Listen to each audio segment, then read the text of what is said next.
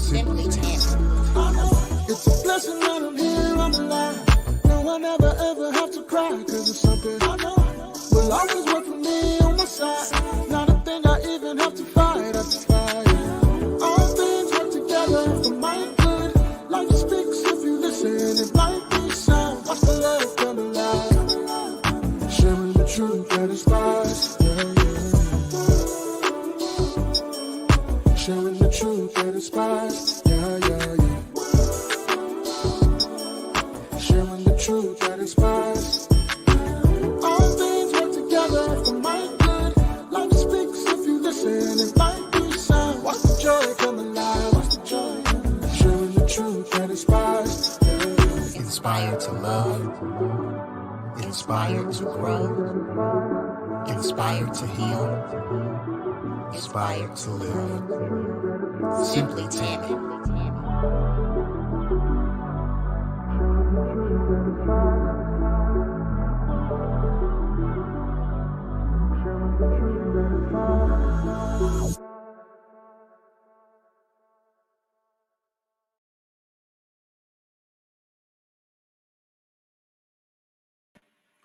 Good evening, good evening, good evening. It is Simply Tammy, and you are joining me for another amazing episode of Women Who Win, where I have transparent conversations with women who are willing to share their challenges and their triumphs in order to encourage and inspire you.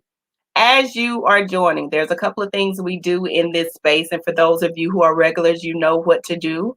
I would love for you, if you're watching us on Facebook, to share the broadcast. That way you can invite others to tune in. Also, if you're watching us on Facebook or YouTube, jump in the comments, say hello. If you'd like, you can tell me where you're watching from.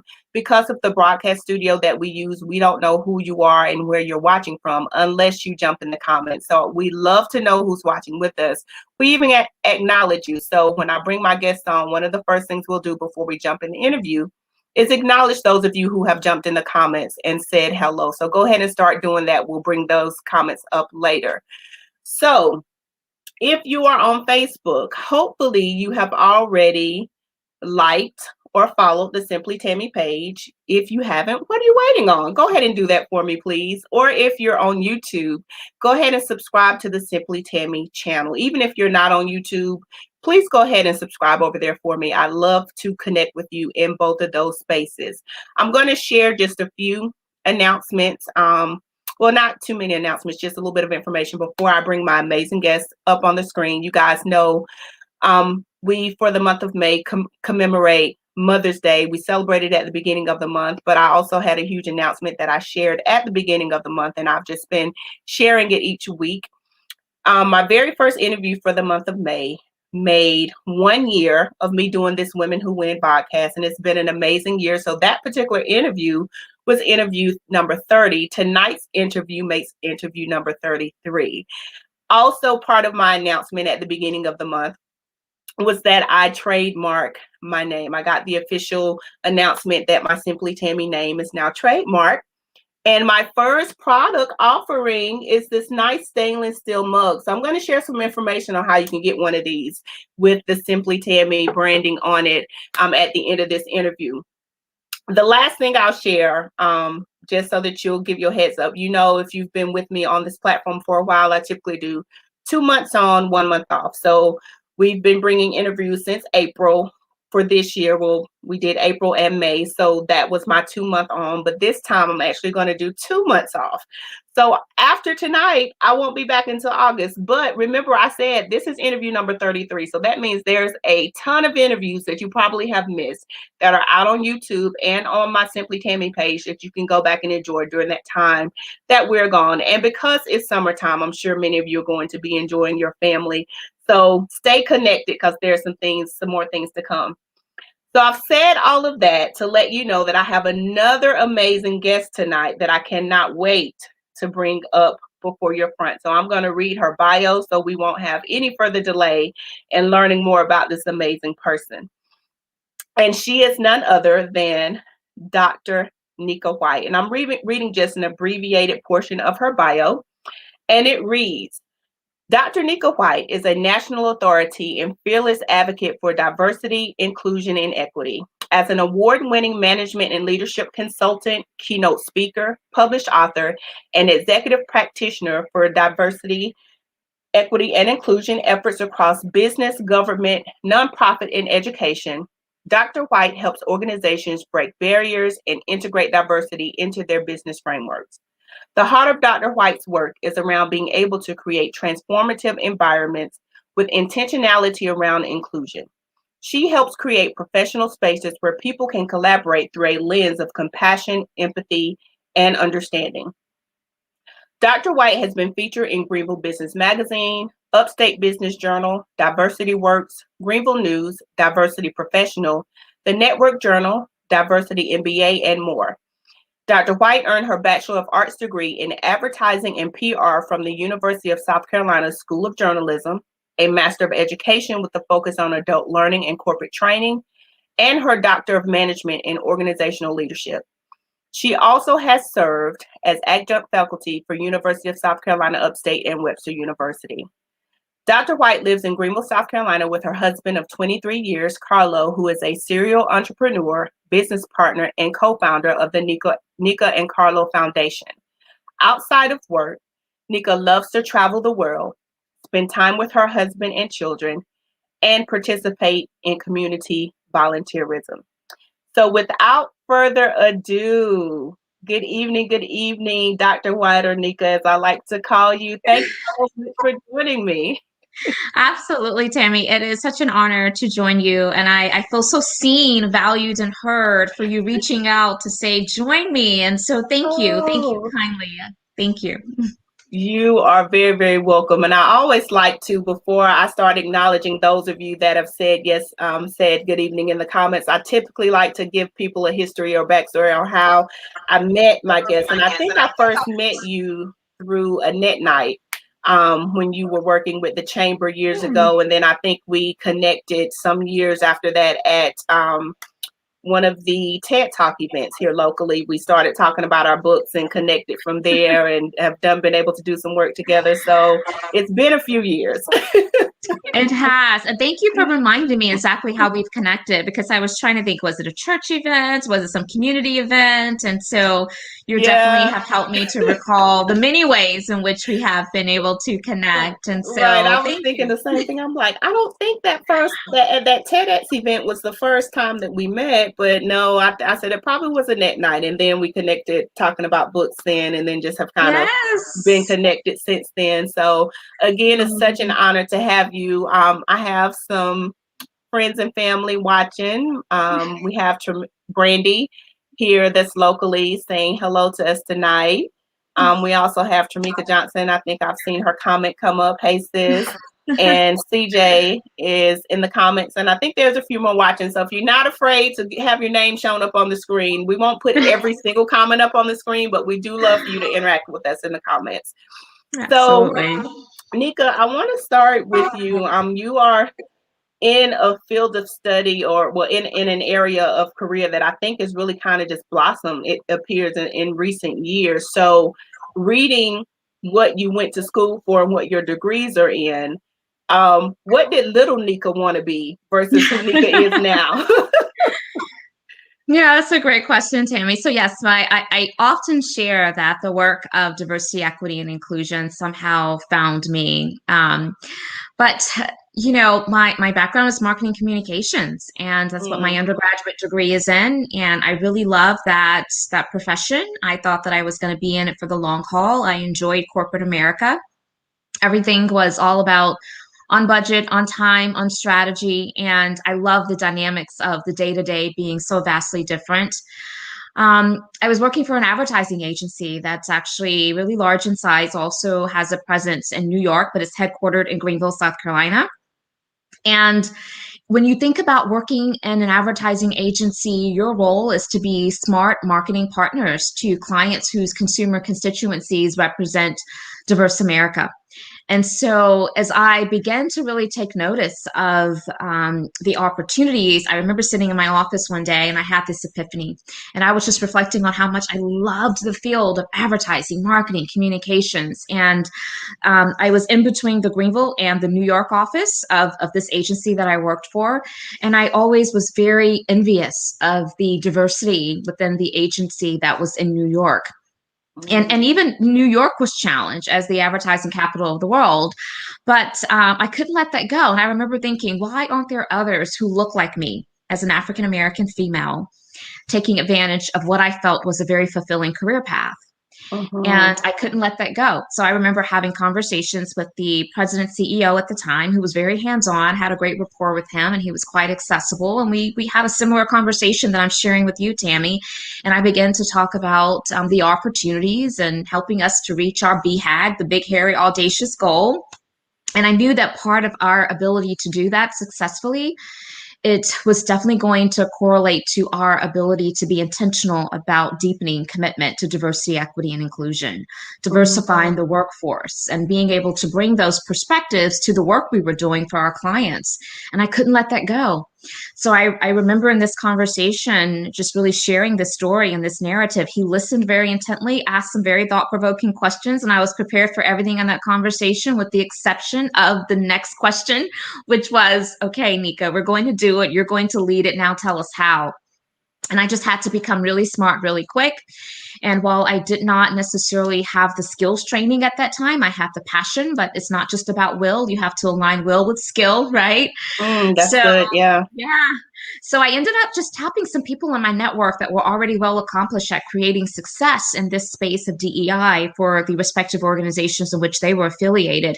And the rest is history. I just, began to continue to follow this pathway. And once I took inventory of everything that I would align myself to, I didn't realize it at the time, but just about every single one of those opportunities had something to do with advocating for the voiceless, right?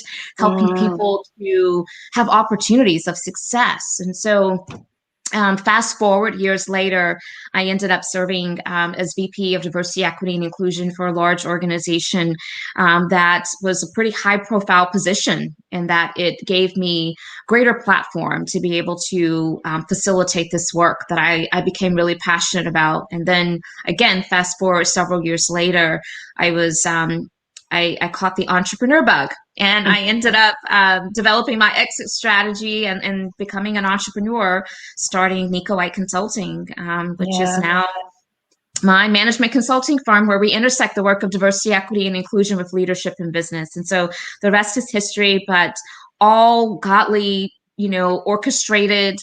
And I feel incredibly blessed to be operating in a space, in a craft and a discipline that is really meaningful in its important work. And I feel like it's part of my calling. I am really in my element, and I'm grateful for that. I'm grateful for that. Wow.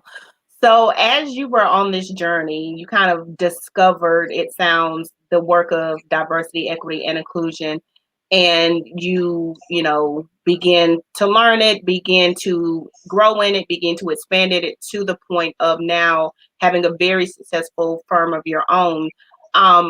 Was there ever a moment during that process of transitioning from marketing and advertising into the space you're in now where you were like, am I sure that this is what I want to be doing? It's such a great question. And first, I'm paying attention to the chat as well. So I do want to say hello to my friend Stephanie Blassingame. Thank you. Hi, Stephanie. Yes. Thanks for joining. Hey, Steph. So that's a great question, Tammy. And it is hard work. And I am so glad that this discipline is getting a lot of credence now. It's a little bittersweet, as you can imagine, though, but it certainly has heightened in people's awareness that this is a career path, that this is something that people can certainly pursue as a way to support organizations. But as I was transitioning, I really felt as though I was really, again, it was divinely orchestrated. I felt as though this is what I needed to do. This is where I should be. So even though there were moments that were really hard, because this work is really hard. It can be incredibly exhausting. I mean, there is such thing as DEI fatigue. And I feel like, especially as we consider the past 12 to 24 months, when there have been so many social complex issues that we've had to navigate as a society, DEI practitioners have really been doing some heavy lifting. And so I don't regret that, though. I don't. I feel like this is part of what I'm called to do. But I am very keenly aware of the need to rest, the need to step away, the need to facilitate very intentional self-care. You know, those of us who are practitioners in this space, we are constantly standing in solidarity with marginalized communities and individuals, and helping organizations to navigate a lot of trauma and a lot of situations that have compromised people's ability to feel safe, to feel a sense of belonging and acceptance. And so that's heavy lifting. And Absolutely. so yeah, so Absolutely. self-care has become now fixated into my routine so that I can Yes, be at my best for the work that I really care a lot about. Yeah. absolutely. So when you started doing the work, because I know now you do a lot of instructing and also a lot of keynote speaking, what did it look like when you first started in the work of DEI? Were you on massive stages in front of thousands of people, or was it you were building and grinding? I was building and grinding. I will say, though, I was really fortunate when I transitioned to become an entrepreneur. I had an exit strategy that I was working for a period of time. And during that time, I was being very intentional to build a foundation where I can set myself up for success. I was fortunate in that I had a little bit of a runway of support. I didn't have to, day one, feel as though I had to grind in a way that I couldn't really build the foundation. And that was Mhm. important for me. And so I thank God for allowing me such favor to be able to do that. And it was because we were prepared, and we did have an exit strategy, you know. And so part of that exit strategy was building my brand, was, you know, continuing to build up my thought leadership as an authority in this space, because I was already doing the work, but I was doing the work for an organization.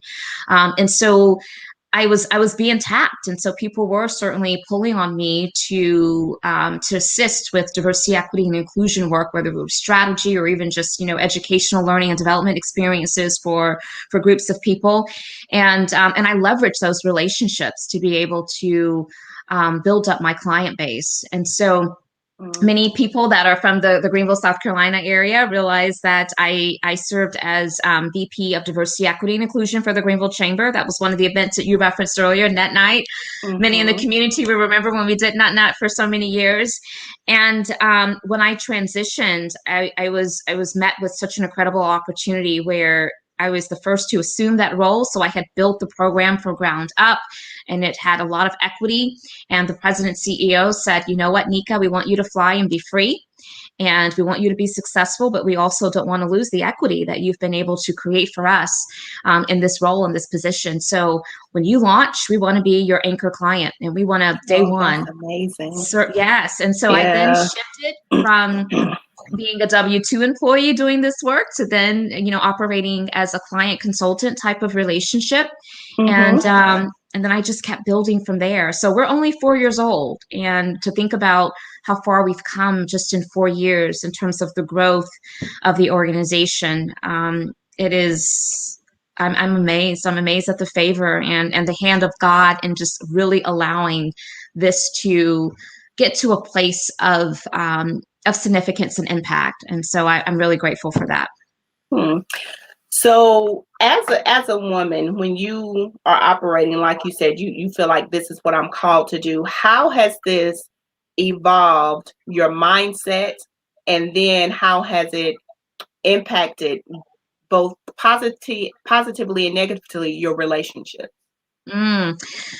So first thing that I will say is the mantra at NWC, Nika White Consulting, is grow better. You know, so we are all about a growth mindset. And as we are thinking about how in which we're growing better, that also means taking care of self and making sure we're positioning each of us as individuals that are colleagues and and also practitioners in the space that's doing some really heavy lifting.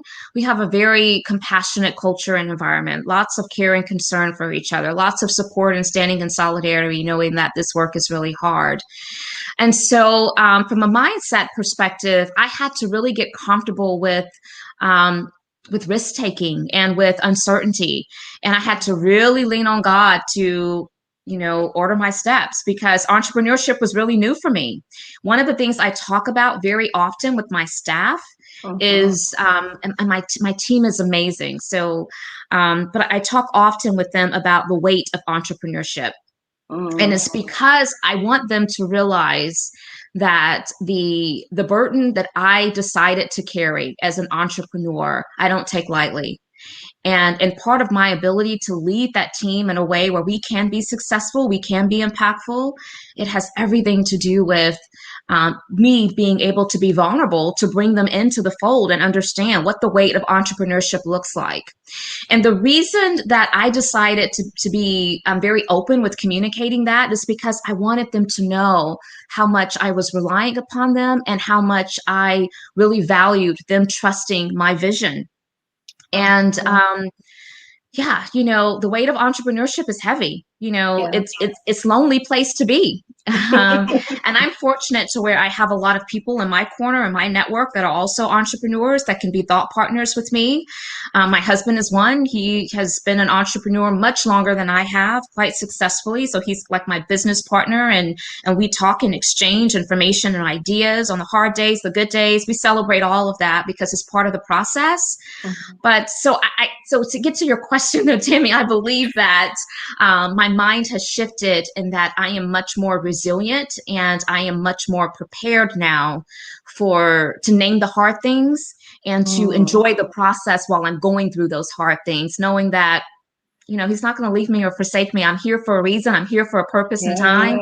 And when I think about every step that has been ordered, I dare not get to this point and then start second guessing, so You better preach a I'm little grateful. bit now.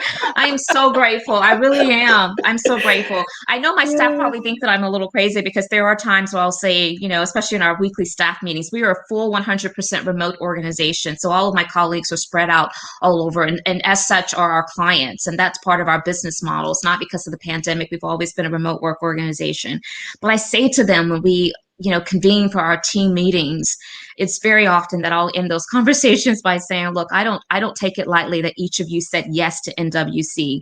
And when you said yes to a startup, to an organization that, again, we just celebrated 4 years this past February, you were saying yes to a vision, and your trust and belief in me to lead this organization. I don't take that lightly. So that's a gift. And I really do value that. Yeah, absolutely. So personally, has this work impacted how you interact with your friends? And even I know you and your husband have served or do maybe still currently serve in ministry. Yes. Has it broadened or changed the way you interact in either of those spaces? I will say that the approach that I take to just a deepened and heightened awareness of the need for empathy and compassion while people are at different places within their journey around, again, this broad social complex issues that are very much related to diversity, equity, and inclusion, or the lack thereof, I should say. I have had to even deepen my faith because, again, this work is hard, and I have had to guard my heart against certain circumstances and people that I felt were intending to cause harm. And I realized that there's so much about this work that we don't know. We don't know what we don't know, right? So a lot of what we're trying to help provide some learning and development around is people to be aware of the unconscious state in which we can create harm through our bias, because we just don't know that we're doing it. That's why it's called unconscious and implicit. Wow. Yeah. But I also have, just like many of us, have been witness to circumstances where it was undeniable that, yes, these individuals, these people meant harm. And that's hard. It's hard to sit with that and continue to be hopeful some days, unless you do guard your heart and unless you do kind of, pray and say, there's still work to be done. I have to still remain hopeful that Mhm. there's good in this world, because if not, you can feel defeated before you even try. And I think that the way in which we're going to emerge stronger as a society is first and foremost through faith in God, and then also in just the belief of goodness in the world, and let that Mhm. overshadow what we may encounter, that makes the hatred so pronounced. And yeah, we have to be able to overcome that. Mhm. So has there been a time where you have shared your message and it wasn't well received and you've had to deal with the backlash of of, Yeah. of the words, the stares, the things that come when people don't agree? Yeah, absolutely. That comes with the territory, though. So I am one of those practitioners that, I'm not surface with the work of DEI. I really believe in getting to the crux of the matter, peeling back all the layers, identifying the root causes of issues that could be compromising inclusion and solving for it there. And I know that that's a process. And so I go in, with the partnerships and the relationships, expecting that I need to be aware that one of the hurdles that I could be met with and I could encounter is that people are not ready yet for this message. Mhm. And at one point, yes, it used to bother me, because I wanted everybody just to be at this place to where they saw it as it's the right thing to do and no questions asked, you just do it. But then I also realized that part of being an astute practitioner in this discipline is realizing that not everybody is motivated and driven to do the work of DEI for the same reasons.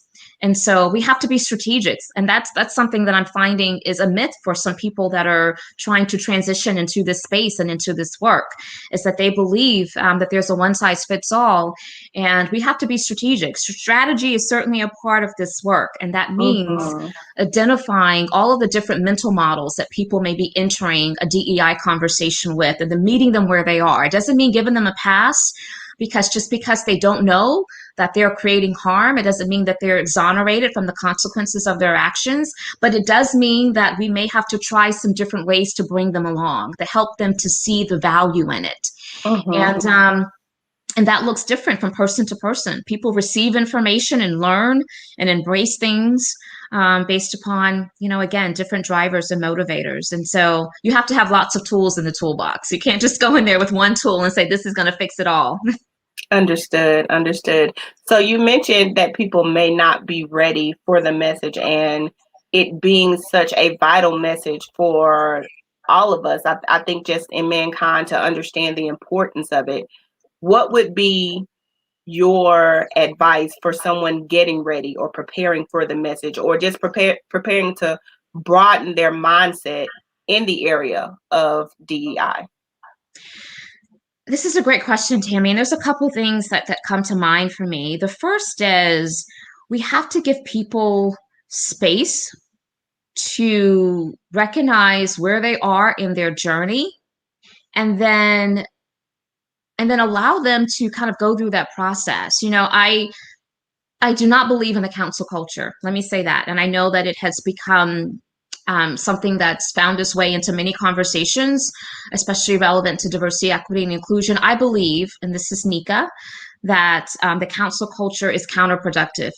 I think that at whatever point in which someone enters this conversation, we have a choice to make. And that choice can be to ostracize them, to criticize that they're late to the party and that they're not woke, to shame, guilt, blame them.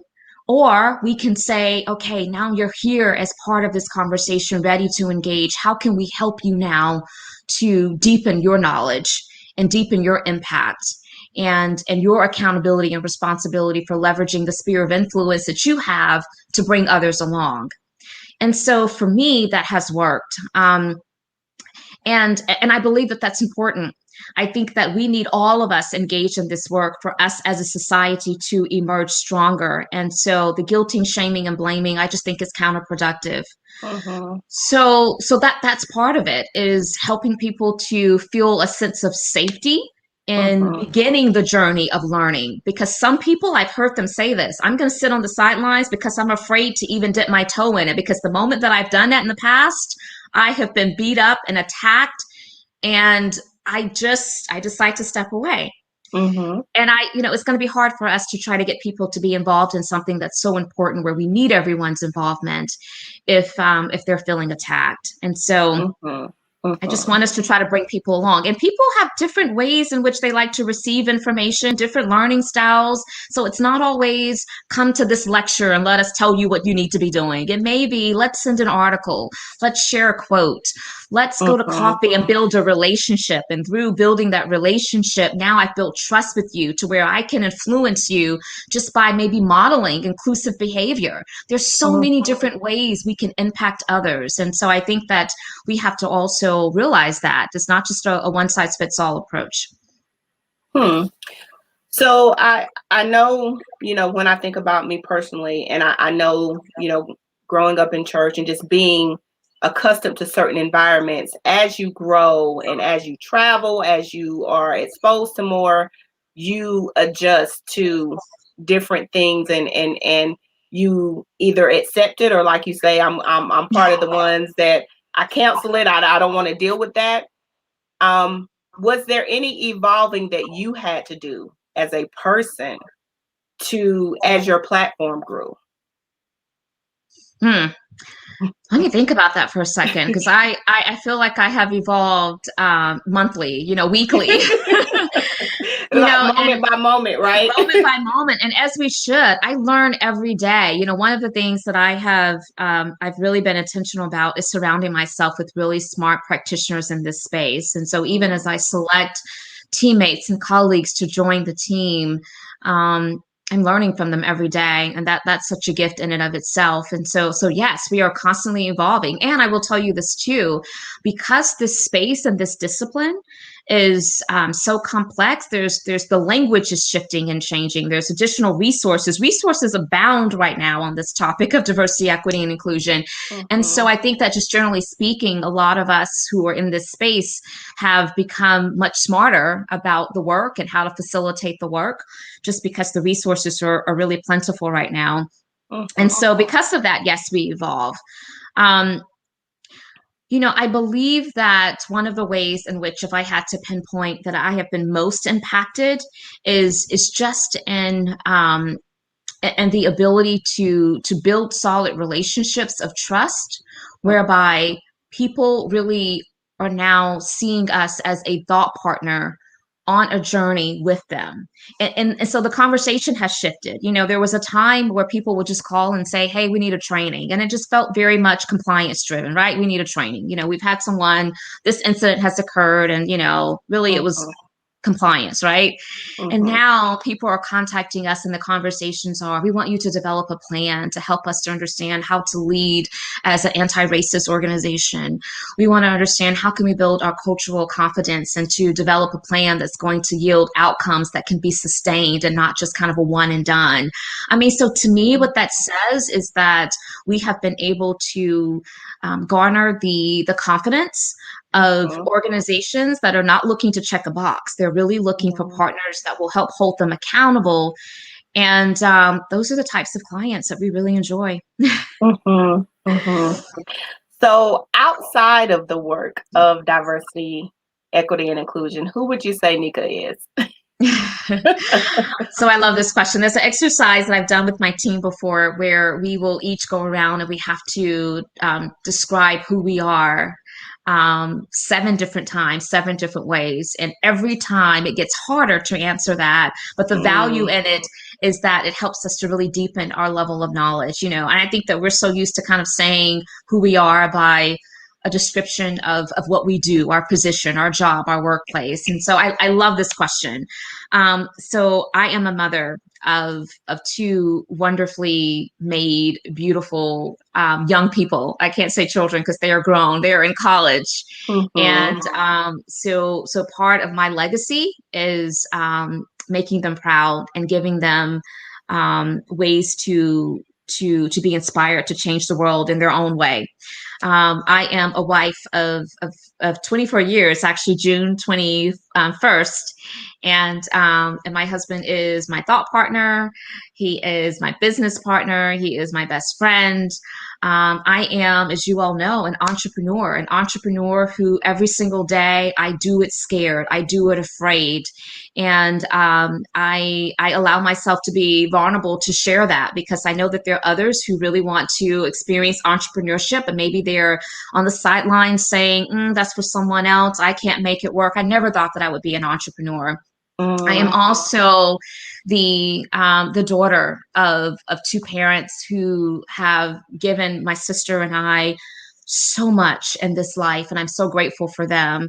My dad is college educated, and he is a very hardworking man, and he has really taught me about a strong work ethic. And I have a mom who has sacrificed so much for my sister and I. And I just think the world of her, and the fact that she continues to be my biggest cheerleader. I think that's why I am as resilient as I am today. So I owe a lot to them.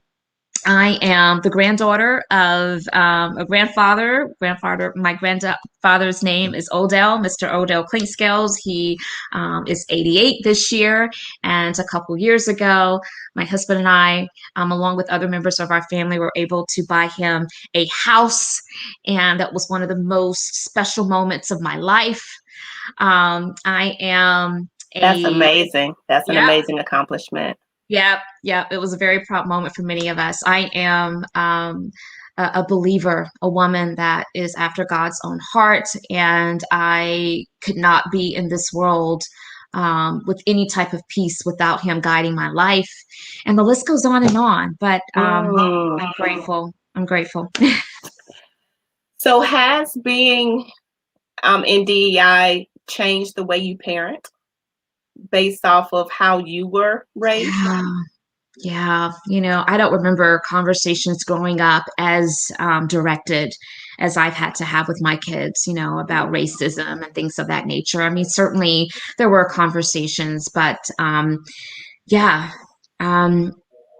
many times has it been said in my house, yeah, you can't do that. And then following it up with, you are a Black boy, you can't do that, Um, and, it also has caused me to be so thoughtful about um, what am I exposing my children to that helps them to also be a voice of equity and inclusion. And I will tell you that my daughter is cut from the same cloth. She is so big into this work and this space and so passionate about it. She schools me a lot. But I love her passion. I love her passion for it. And I love the fact that she is unapologetically standing for what she believes in with deep conviction. And I appreciate that. And so yes, in many ways, it has certainly changed the way that that I think my husband and I parent our children versus maybe what we saw the parenting styles of our parents. Yeah. So we did have a question, and I think Stephanie, you may have this. She was actually saying the cancel culture, which we see big on social media now, and I think you did address that. So this is I'm done with you. All your work, everything you've ever done matters no more. Yes, it's like if you're not what I perceive as completely woke, then I'm done with you. I'm just going to dismiss you, and you're not worthy of even having a conversation. And so, yeah. And so it's council, CANCEL, council culture is actually what I was referring to. But yeah, thank you for the question, Stephanie. And she actually has another one. She said, where would you suggest we start for those that may never be a part? They may never be a part of your DEI course. Are there books or some teachings that you have out there? And I know personally you have 2 books, so that may be a place to start. But any other resources, what would you suggest in response? And I'll leave it up there so that you can respond to that question. Well, I love this question. Thank you, Stephanie, because it does give me an opportunity to talk about some of the resources that I have available through NWC. So, as Tammy mentioned, she is very much connected to the two books that I have out And look, there. they're right over. I was like, oh my God, they're not even, they're Yes. right there on my bookshelf. I can't believe I don't have them in my hands. Because you were very helpful in being a thought partner to me when I was getting those books published, and even we've been able to partner together and work together in that capacity. But so my first book is entitled The Intentional Inclusionist, and it's all about growing as an inclusion-minded leader. I followed that book up about a year later with another book entitled Next Level Inclusionist, and it's all about transforming yourself and your work for diversity, equity, and inclusion success. And on our website, which is just simply nikawhite.com, we offer a number of courtesy resources for people who are looking to build their cultural competence and to deepen their knowledge as they build up their inclusion muscle. And such as white papers, blog articles, I produce a lot of content. We also every week will release a short video clip. It's no more than maybe a minute or two, and it's called Inclusion Uncomplicated, Simplified DEI. And then every Friday, Eastern Standard Time from 11 a.m. to 12 noon, we do an Intentional Conversations podcast where we invite practitioners and other leaders all over the globe who are in this space of diversity, equity, and inclusion. And we have just real dialogue around intersecting the concepts of DEI with leadership, business, and I invite you to join us because tomorrow is the next one. And we look forward to continue offering that. So we celebrated our 1 year of Intentional Conversations podcast this past April. And look forward to always bringing that free opportunity to the community weekly for learning. And I think they can sign up for the podcast or to get to register for it. They can do that on your website, correct? They can, yes. Okay. So again, it's just nikawhite.com. And I Mm-hmm. will share that tomorrow we have an incredible guest. Her name is Natalie Gillard. And we're going to be talking about redlining and its relationship to present day inequalities. And for those of you who aren't familiar with Natalie Gillard, she is the creator and founder of Factuality, which is a facilitated dialogue, crash course, and interactive experience that helps to stimulate people's learning around structural inequalities in the United States. And so she's done some incredible work. Factuality has actually reached thousands of audiences across the country. And so I look forward to that being a really rich conversation tomorrow.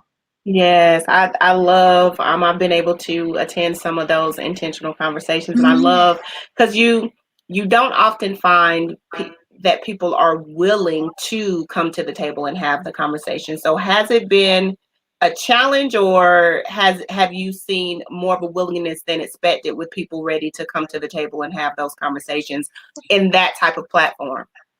Well, I think that what created such great momentum was, again, the silver lining was when the pandemic hit and everyone was having to rely on digital communications more readily than maybe they had prior to COVID.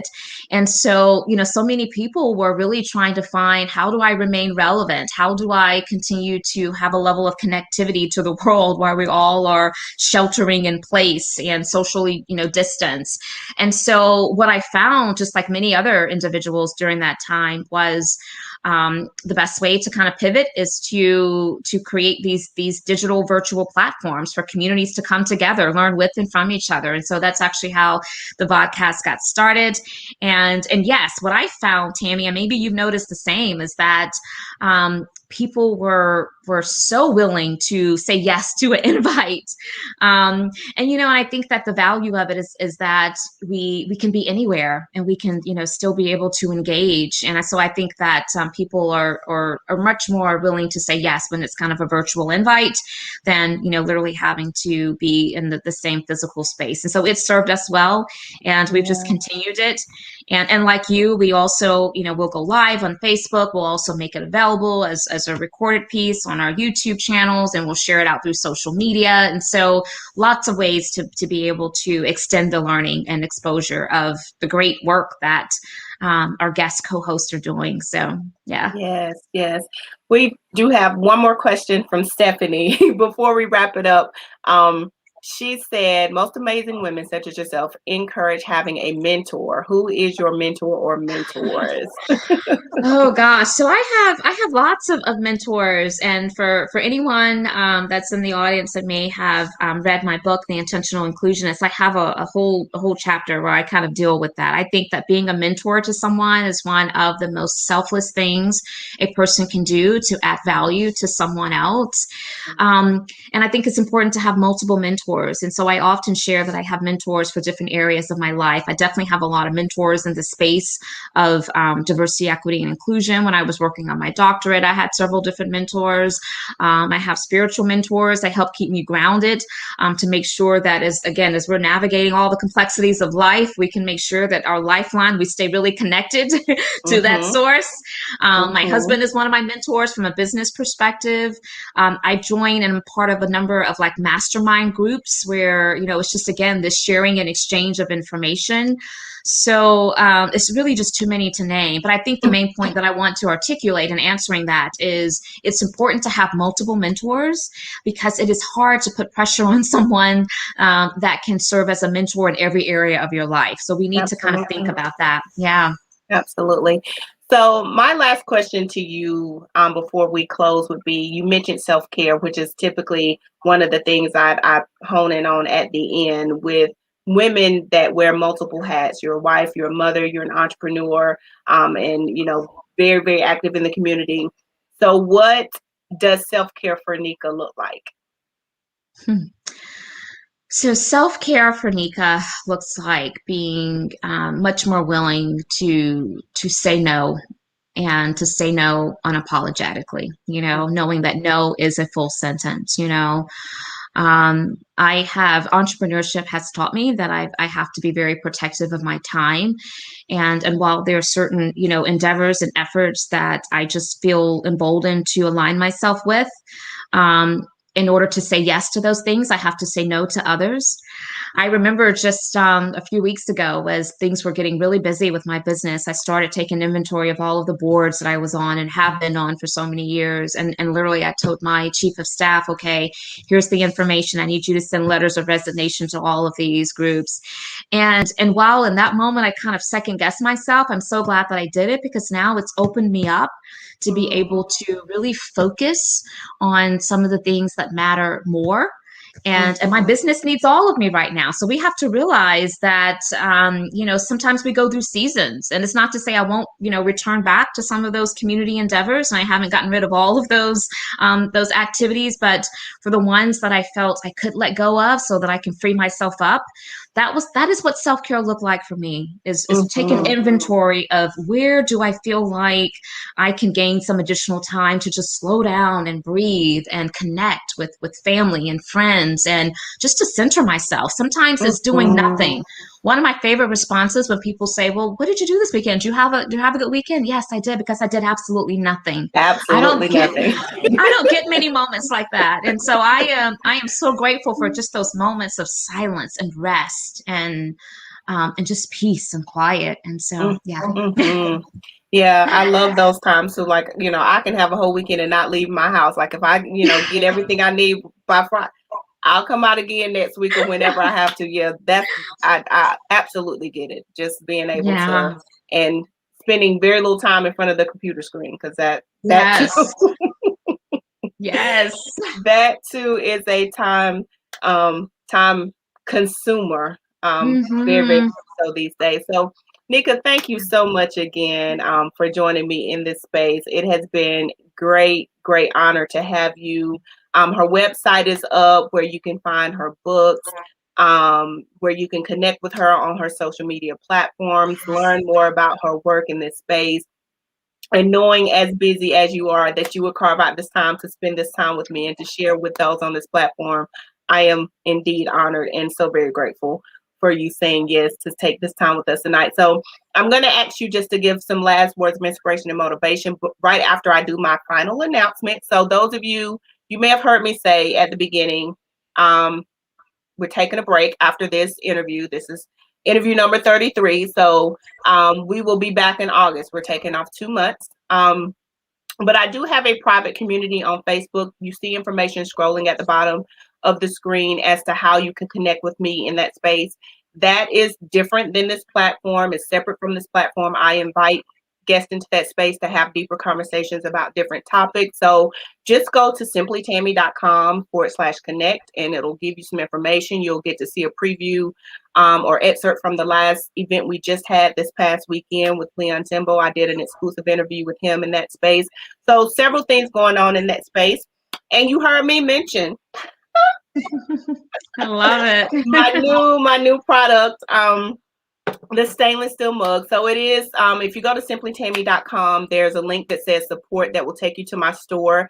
You'll be able to get the pricing and the information on the mug. And I also created a self-care box that includes the mug, a book, a candle, and some other goodies. So go ahead and visit the website to find out there. So Nika, I always like to ask my guests any final words of motivation, encouragement, inspiration that you want to share from any space. If you want to, give us some last words about DEI, if you want to give us some last words about entrepreneurship, whatever you feel on your heart to leave with us in this space, on top of all of the great stuff you've already shared, what would you like to share with us? Well, this is easy for me because when you introduced that thought just a moment ago, immediately what came to mind is I want to speak into you. I just want to let you know, Tammy, that what you're doing, your voice, your platform is important. So keep going. You talk about women who win, but because you see that women are winning and you want to give them an opportunity to kind of share their story, you're winning and your light really exudes and shines so bright. And so keep soaring, keep making a difference, keep believing in yourself and pouring into others. And I'm just so glad that I've had this opportunity to share space with you. I'm glad that you're in my network. I'm glad that we are connected. And I just want to continue to see you soar to greater heights. And I know that you're going to continue to do great things. And so I feel seen, valued, and heard because you reached out to me. And I'm really grateful. So thank you so very much. Thank you. Thank you. Thank you for that. That meant a great deal. Coming from you. So I again appreciate it. So just going to ask you to hang out with me for about 2 to 3 minutes as we close this show. Thank you guys again so much for watching. Please stay connected. We won't be on this platform for the months of June and July, but I will still be on social media, still sending emails from time to time. So we won't lose contact, but we will be coming back in August with another amazing lineup of women. So I thank all of you that have been rocking with me for this year, and those of you that have come along at whatever point you've come along the journey, because as Nika said, this is really my passion, to help people celebrate their stories. So I love you guys, and until next time, good night.